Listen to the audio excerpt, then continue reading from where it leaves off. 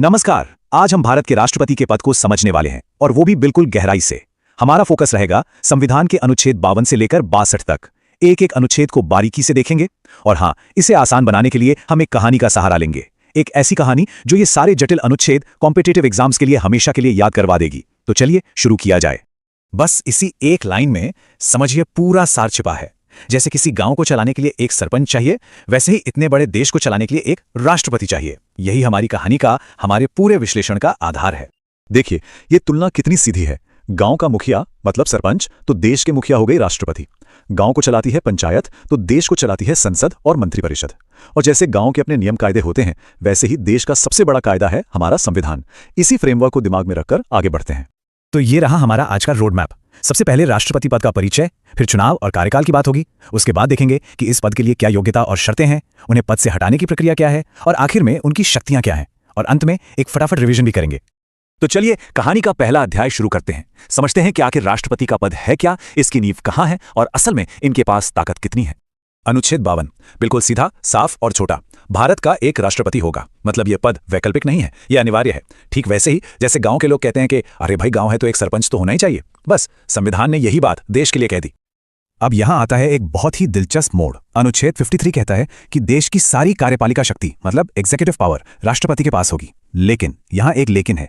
असल में वो इस शक्ति का इस्तेमाल खुद नहीं करते। हमारी कहानी में सरपंच के नाम पर सारे काम होते हैं, पर असली काम कौन करता है? पंचायत और सचिव। ठीक वैसे ही राष्ट्रपति अपनी शक्तियों का प्रयोग प्रधानमंत्री और मंत्रिपरिषद की सलाह पर ही करते हैं। और ये सिर्फ कहने की बात नहीं है। 1974 में शमशेर सिंह बनाम पंजाब केस में सुप्रीम कोर्ट ने इस पर मोहर लगा दी। साफ साफ कह दिया कि राष्ट्रपति सिर्फ एक सांकेतिक यानी नॉमिनल हेड है, और मंत्रिमंडल की सलाह उनके लिए बाध्यकारी है, मतलब माननी ही पड़ेगी। इस एक फैसले ने सारी तस्वीर साफ कर दी। अच्छा, तो ये तो तय हो गया कि देश का एक सरपंच होगा। अब अगला सवाल कि ये सरपंच चुना कैसे जाएगा और कितने समय के लिए। चलिए अब चुनाव और कार्यकाल की प्रक्रिया को समझते हैं। अनुच्छेद 54 चुनाव की बात करता है। अब देखिए, राष्ट्रपति के चुनाव में हम और आप सीधे वोट नहीं डालते। हमारी कहानी के हिसाब से सरपंच को सिर्फ पंचायत के सदस्य चुनते हैं, पूरा गांव नहीं। ठीक वैसे ही राष्ट्रपति को एक इलेक्टोरल कॉलेज चुनता है। इसमें कौन कौन होता है? लोकसभा और राज्यसभा के चुने हुए सांसद और सभी राज्यों के चुने हुए विधायक। और हाँ, 70वें संशोधन के बाद से दिल्ली और पुदुचेरी के विधायक भी इसमें शामिल हैं। चुनाव की जो विधि है वो अनुच्छेद 55 में बताई गई है, जिसे कहते हैं एकल संक्रमणीय मत के जरिए अनुपातिक प्रतिनिधित्व। ये थोड़ा जटिल है, पर इसका मकसद बस इतना है कि हर राज्य को उसकी जनसंख्या के हिसाब से सही प्रतिनिधित्व मिले। कार्यकाल का हिसाब किताब बहुत सीधा है। अनुच्छेद 56 कहता है कि राष्ट्रपति का टर्म 5 साल का होगा, और जब तक नया राष्ट्रपति पद नहीं संभाल लेता तब तक पुराने राष्ट्रपति ही पद पर बने रहेंगे।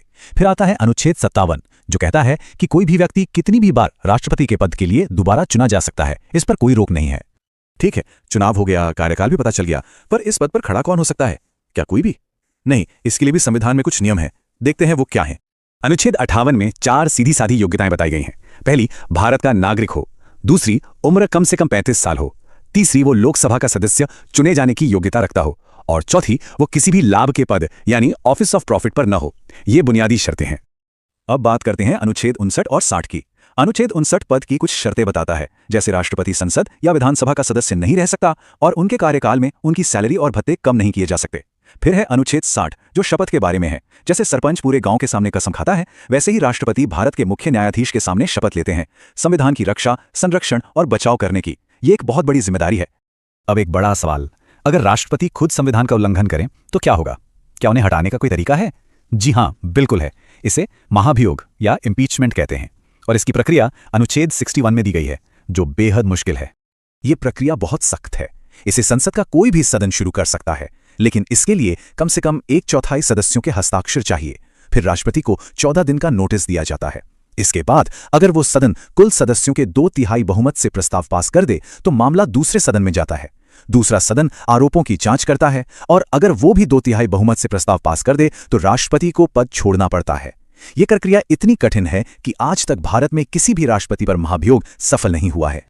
चलिए, अब हम लगभग आखिर में आ गए हैं। अब देखते हैं कि अगर राष्ट्रपति का पद अचानक खाली हो जाए तो क्या होता है, और फिर उनकी शक्तियों पर एक नजर डालेंगे। अनुच्छेद 62 इस स्थिति के लिए रास्ता दिखाता है। अगर राष्ट्रपति की मृत्यु हो जाए, वो इस्तीफा दे दें या महाभियोग से हटा दिए जाएं, तो पद खाली हो जाता है।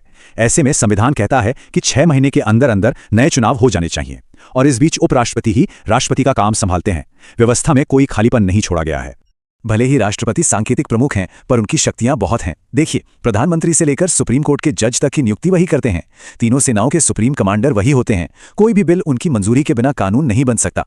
उनके पास सजा माफ करने की शक्ति है, यहां तक कि मौत की सजा भी। और सबसे बड़ी बात, देश में इमरजेंसी लगाने की शक्ति भी उन्हीं के पास है। तो आम समय में भले ही वो नाम मात्र के मुखिया हों, पर संकट के समय में उनकी भूमिका सबसे अहम हो जाती है। तो चलिए, अब तक जो भी हमने समझा उसे एक बार फटाफट रिवाइज कर लेते हैं। ये हिस्सा खास तौर पर परीक्षा की तैयारी करने वालों के लिए बहुत जरूरी है। ये रही एक क्विक रिवीजन टेबल, अनुच्छेद 52 से 62 तक। कौन सा अनुच्छेद किस बारे में है, सब एक जगह। इसमें अनुच्छेद 54 में 70वां संशोधन और अनुच्छेद 60 में 42वां संशोधन। ये दो बातें खास तौर पर ध्यान रखने वाली हैं। इसका एक स्क्रीनशॉट लेकर रख सकते हैं, बहुत काम आएगा।